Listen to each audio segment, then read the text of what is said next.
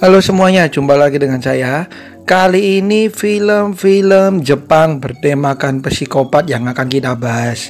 Dan khusus untuk kalian yang belum cukup umur, please jangan nonton film-film ini ya guys, karena banyak banget nih film-film psikopat Jepang yang akan kita bahas ini ternyata banyak mengandung adegan-adegan yang khusus untuk yang udah cukup umur. Tapi sebelumnya jangan lupa untuk klik like, comment, subscribe, serta nyalain juga lonceng notifikasinya. Langsung aja yang pertama, film psikopat Jepang. Yang pertama ada Killers tahun 2014, di mana merupakan kerjasama antara production house dari Jepang dan juga dari Indonesia. Diceritakan mengenai psikopat dari Jepang, di mana ia gemar sekali menyebarkan video-videonya yang melakukan tindakan-tindakan yang begitu menakutkan. Sampai suatu hari tindakan si psikopat Jepang ini menginspirasi nih seorang jurnalis muda dari Indonesia, di mana karir si jurnalis ini mulai terancam setelah berusaha mengungkap korupsi dari politikus.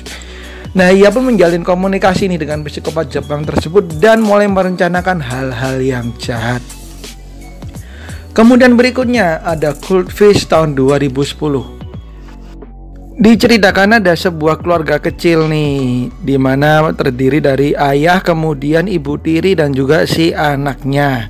Nah, hubungan yang tidak harmonis antara si anak dengan ibu tirinya ini mengakibatkan sebuah hal fatal, di mana si anak ini mencuri di sebuah toko milik seorang pria yang ternyata pemilik toko tersebut psikopat nih guys. Nah, kemudian si psikopat ini mengancam kepada keluarga dari si cowok ini supaya bisa menghilangkan jejak orang-orang yang telah dibunuhnya, supaya istri dan anaknya ini juga tidak disakiti oleh si psikopat ini. Dan mampukah dia? Kemudian berikutnya ada Grotesque, semoga saya bacanya benar ya, tahun 2009. Dan ini film please khusus bagi kalian yang udah cukup umur aja yang boleh nonton ya guys, karena memang sadis, tapi juga sadisnya ini ke hal-hal yang agak ini ya, agak mantap-mantap ya guys. Jadi please khusus kalian yang udah cukup umur. Dimana diceritakan seorang psikopat nih menculik pasangan yang sedang melakukan kencan pertama mereka nih, dan kemudian menyiksa mereka secara luar biasa. Dimana film ini benar-benar tidak akan kuat bila ditonton bagi kalian yang tidak kuat nonton seperti darah ataupun yang lain ya, karena benar-benar kejam dan sadis. Next ada film Confessions tahun 2010. Film ini bercerita mengenai seorang guru bernama Moriguchi, di mana ia berusaha untuk membalas dendam atas kematian putrinya nih yang diakibatkan oleh dua siswa yang lain. Nah, ia pun yang mengetahui hal tersebut berusaha untuk membalas dendam dengan cara-cara yang sadis nih guys, seperti mencampur susu dengan sebuah cairan yang tidak baik, sampai hal-hal lain yang begitu sadis yang disajikan si guru ini kepada dua murid yang bertanggung jawab atas kematian anaknya.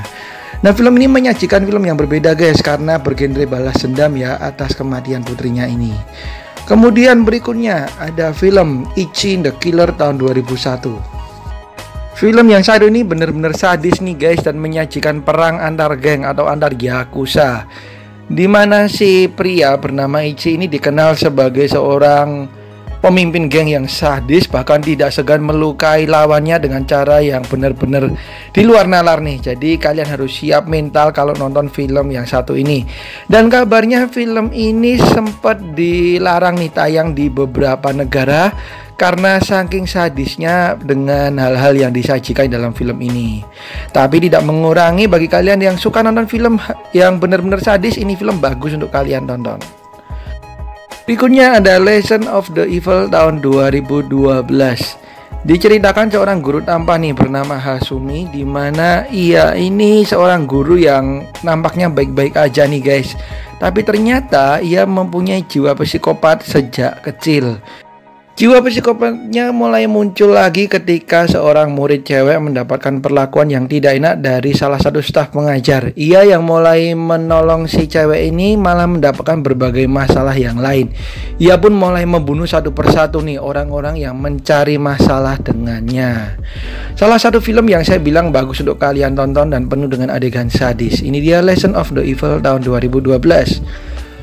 Next ada The Snow White Murder Case tahun 2014.